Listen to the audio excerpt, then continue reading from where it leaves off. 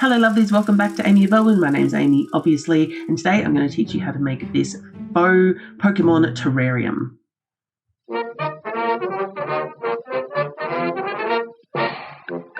I got this idea off of a company from Instagram. I'll leave all their links down below. Unfortunately, they're in the US and shipping and exchange rates are massive, so I couldn't actually buy one of theirs. So instead, I 3D printed my own little Cubone. It's about a 5-hour print, and I will leave a link to the Thingiverse model that I used. Once you have done that, you need to get all of the other extra bits of plastic out, trim it off, but then you're going to see it's got these sort of concentric circles of plastic, and those all need to be sanded away. Use a 120 and then go down to finer and finer grits, up to finer grits, whatever it is. Then you need to prime it because it's plastic and all your other paints won't stick unless you prime it. For painting, I'm going to need something to paint on. To put my paint on, I'm going to be using Gush paints from Reeves. I've got basically every paintbrush of mine that I could find. To put everything, just to make sure I don't get stuff everywhere. I would use the other side, which is technically meant to use, but it's covered in glitter, so I'm not going to use that. I'm going to be painting this, which is Cubone's skull. I've already sanded the 3D print and I've primed it with some spray paint, Rust-Oleum, check the links. So now it's time to add depth and features and colour and all of those sorts of cool things. So I'm going to be starting out with white and yellow ochre to try and start off with something that's closer to a bone colour.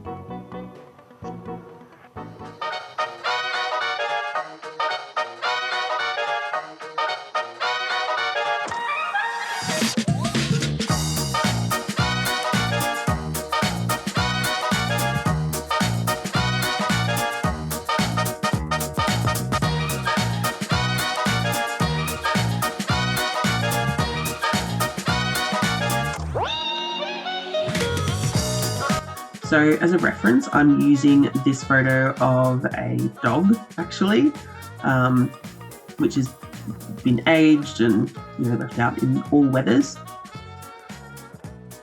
I'm going to be weathering this to try and match what I saw in that photo. I'm going to add different layers of different kinds of brown and then top that off with some green for that sort of mossy kind of effect. I'm trying to concentrate the dark colours towards like the inner parts where the bone meets the air, and then also making sure that I'm keeping a lot of white space in the highlighted sections, the tops. I'm actually going to use what should be a stipple brush or sponge, but my moss is actually made from that, so I'm actually going to use some of my moss to do the stippling effect of the green all over the edges. Make it look like it's been sitting on the ground for a very, very, very long time.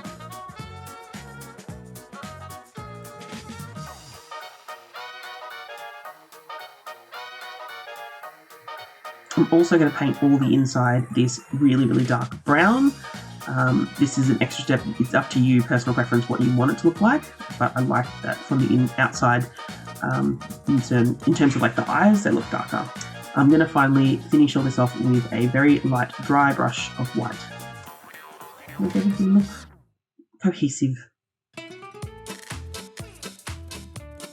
Now this is how I originally started making the little mushrooms I'm going to include in this, and I didn't actually like this method. This is what most people do. They get a flat surface and they just put puddles of hot glue, but they end up being really flat. This is the terrarium that I'm going to use. Just from Amazon, I've got a link below. So I cut out a piece of cardboard the same size, a little bit smaller actually, than the bottom of the terrarium. And now I'm going to stipple on different shades of green, starting with a really dark, then some brown, which I'm also mixing in with a little bit of that green. Because of the type of paint I'm using, it's almost a watercolour. I have to be careful with how much water I add to it. And then I'm going to add some purples, because again, that's the same colour as my moss, just for a little bit of highlight. And then going back in with a lighter colour green to bring it all together.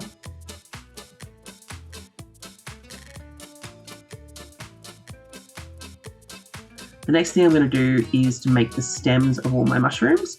I'm using this wire that I just got from Kmart with the little lights on it, and I'm folding that together to make the stalks of the mushrooms, making sure that I leave space in between so that I can space them out. I'm just twisting it, and they come together really nicely. They're really easy to articulate as well, which is great.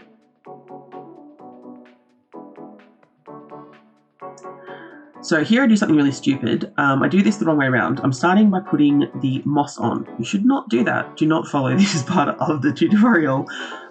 You should start by putting your mushroom stems on. Otherwise you have to do this, where you have to rip everything back off the cardboard and start all over again.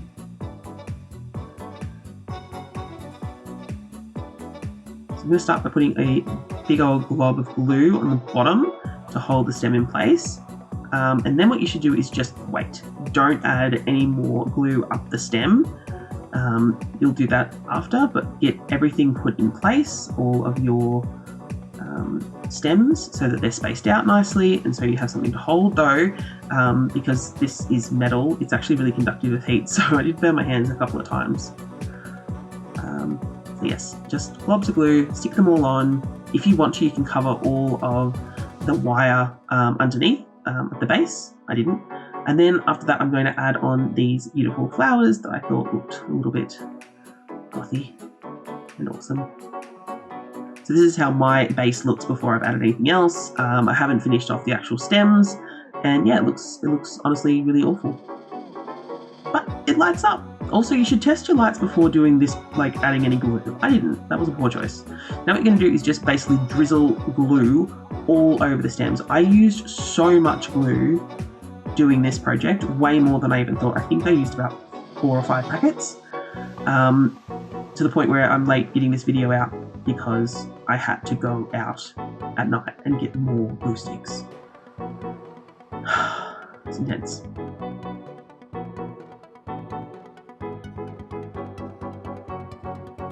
So this is how my original dots turned out. You can see they're super flat. So what I'm going to do instead is I'm going to take some baking paper or parchment paper and turn those into cones, and then put that over the top of some aluminium foil, and then I'm going to drizzle over the top of that to make it more of a cone shape, like your classic mushroom or like ink caps, which I think is probably more my inspiration for this.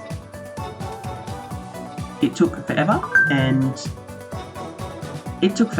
and every single time I took one off, I destroyed the paper underneath, so I kept having to make more and more and more and more and more of those little cones. It was a very frustrating process, but I got there in the end. If you happen to have something silicone that's the right shape for this, use that.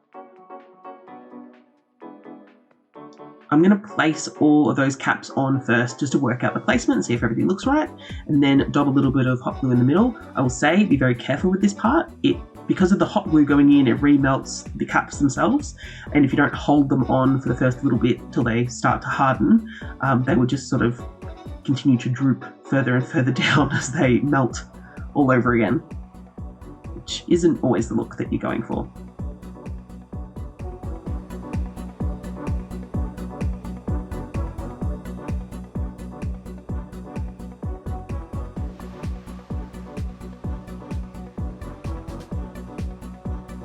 I'm going to start off by putting some of my moss in the bottom just to lift up that base a little bit from the bottom. It's very tricky to get your actual base into it. I probably should have gone with one of the fully open terrariums, but oh well. Then you're going to cover up all of that base with even more moss, trying to press it and compact it down around the sides. And then once you've done that, you can put your little skull cubone in there.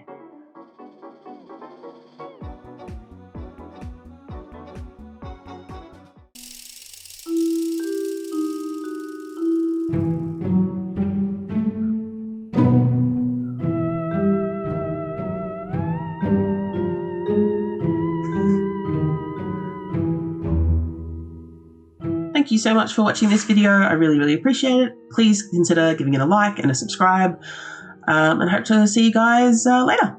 Bye.